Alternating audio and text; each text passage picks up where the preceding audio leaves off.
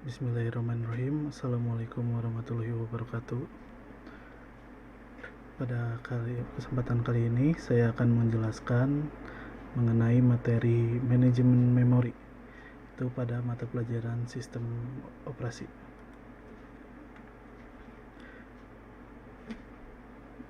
Di sini manajemen memori itu dibagi menjadi beberapa pembahasan, yaitu konsep dasar, konsep binding, dynamic loading, overlay, ruang alamat, logika, dan fisik. Konsep dasar. Konsep dasar ada 5 di sini, yaitu ada konsep dasar memori, itu ada konsep binding, dynamic loading, dynamic linking, overlay. Lalu yang kedua yaitu ruang alamat, logika, dan fisik. Yang ketiga swapping. Yang keempat pengalokasian berurutan, contiguous allocation. Yang kelima pengalokasian tidak beruntun, non-contiguous allocation. Memori sebagai tempat penyimpanan instruksi atau data dari program. Memori adalah pusat kegiatan pada sebuah komputer, karena setiap proses yang akan dijalankan harus melalui memori terlebih dahulu. Untuk dapat dieksekusi, program harus dibawa ke memori dan menjadi suatu proses. Manajemen memori, melacak pemakaian memori, siapa dan berapa besar, memilih program mana yang di-load ke memori, alokasi dan dealokasi memori fisik untuk program atau proses-proses dalam menggunakan address space. Tugas sistem operasi yaitu mengatur peletakan banyak proses pada suatu memori. Memori harus dapat digunakan dengan baik, yaitu dapat memuat banyak proses dalam suatu waktu. Sebelum eksekusi, program berada di dalam disk, dan saat dieksekusi, program tersebut perlu berada di suatu lokasi dalam memori fisik. Address binding adalah cara instruksi dan data yang berada di disk sebagai file executable dipetakan ke alamat memori.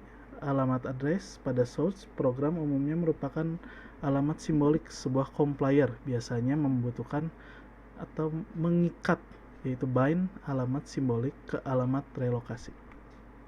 Konsep binding. Bagaimana sistem operasi menempatkan program di memori? Yaitu yang pertama, kompilasi dan linking, menerjemahkan semua simbol data berdasarkan alamat acuan absolut. Yang kedua, proses relokasi, proses mapping program ke lokasi memori. Jika program berada di memori, maka semua alamat logik dalam program harus dikonversi ke alamat fisik. Statis, relokasi alamat dilakukan sebelum program dijalankan. Dinamis, relokasi alamat dilakukan pada saat referensi setiap instruksi atau data. Dynamic loading. Dengan dynamic loading, suatu rutin tidak di-load sampai dipanggil. Semua row line routine disimpan pada disk sebagai format relocatable.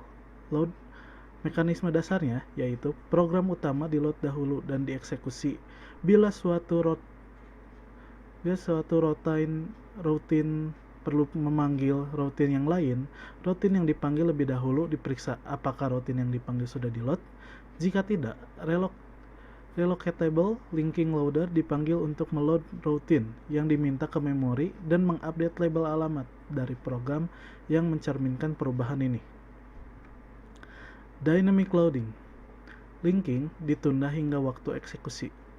Program-program user tidak perlu menduplikasi sistem library.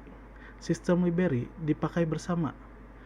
Untuk mengurangi pemakaian space, satu rutin library di memori digunakan secara bersama oleh sekumpulan proses. Contoh, DLL Win32. Mekanisme menggunakan stub atau potongan kecil yang mengindikasi bagaimana meload library jika routine tidak tersedia saat itu. Saat sub dieksekusi, ia akan memeriksa apakah rutin yang bersangkutan sudah berada di dalam memori, yaitu diakses oleh proses lain yang run. Kalau belum, maka rutin tersebut di-load. Stub menempatkan dirinya pada alamat rutin dan mengeksekusi rutin tersebut. Dynamic linking membutuhkan beberapa dukungan dari OS. Misal, bila proses-proses di memori utama saling diproteksi, maka sistem operasi melakukan pengecekan apakah rutin yang diminta berada di luar alamat. Lalu, beberapa proses diizinkan untuk mengakses memori pada alamat yang sama. Lalu file dynamic linking berekstensi .dll, .scs, dan .drv. Overlay hanya instruksi dan data yang diperlukan pada suatu waktu yang disimpan di memori. Overlay diperlukan jika ukuran proses lebih besar dari memori yang dialokasikan. Untuknya, overlay tidak membutuhkan dukungan khusus dari sistem operasi. User dapat mengimplementasikan secara lengkap menggunakan struktur file sederhana. OS memberitahu hanya jika terdapat input atau output yang melebihi biasanya. Ruang alamat logika dan fisik. Alamat logika adalah alamat yang digenerate oleh CPU. Disebut juga alamat virtual. Alamat fisik adalah alamat terdapat di memori. Perlu ada penerjemah, translasi dari alamat logika ke alamat fisik. MMU, yaitu Memory Management Unit, adalah perangkat keras yang memetakan alamat logika ke alamat fisik. Swapping.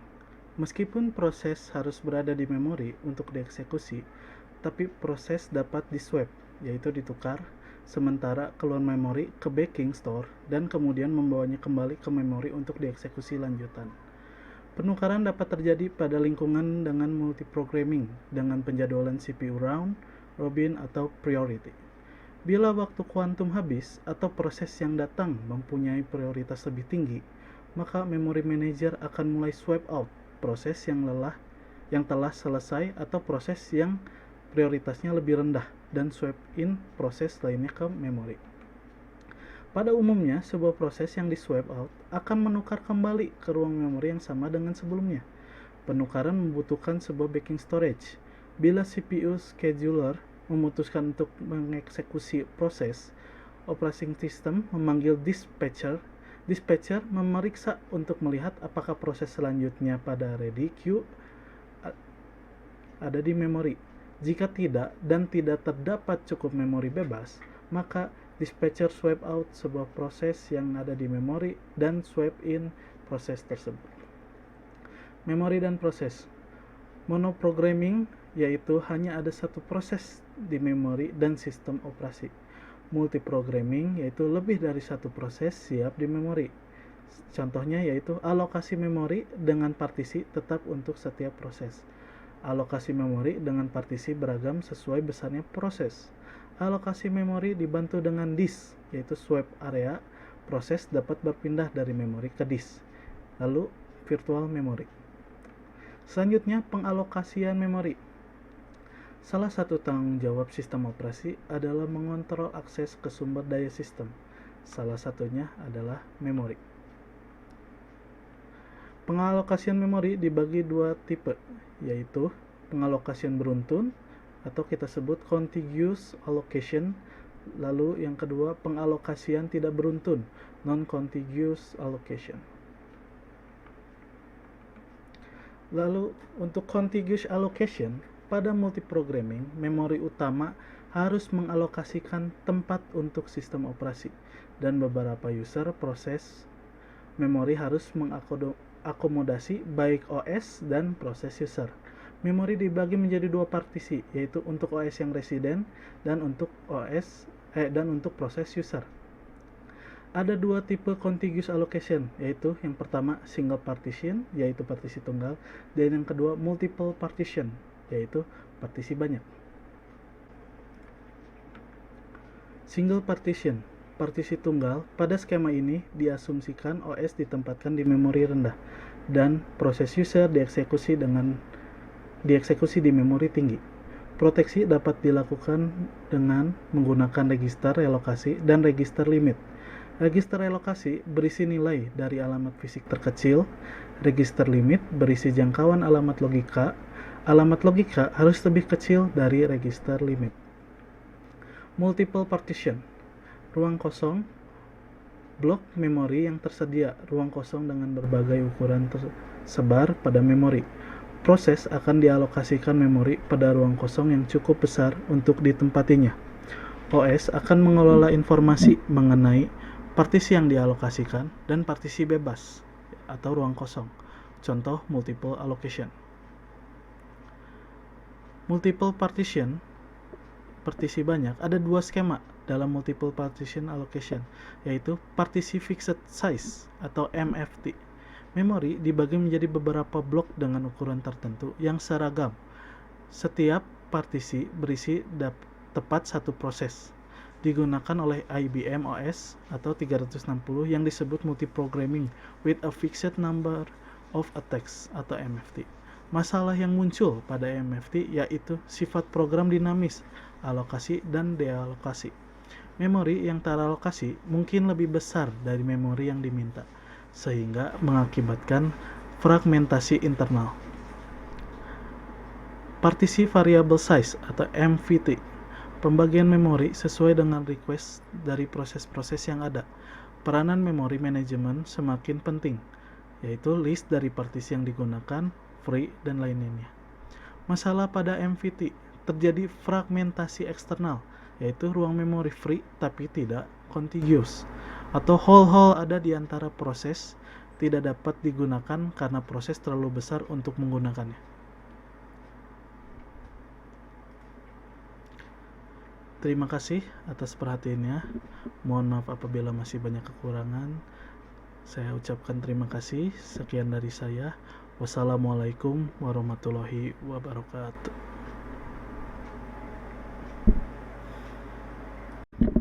Referensi materi yaitu dari dinus.ac.id.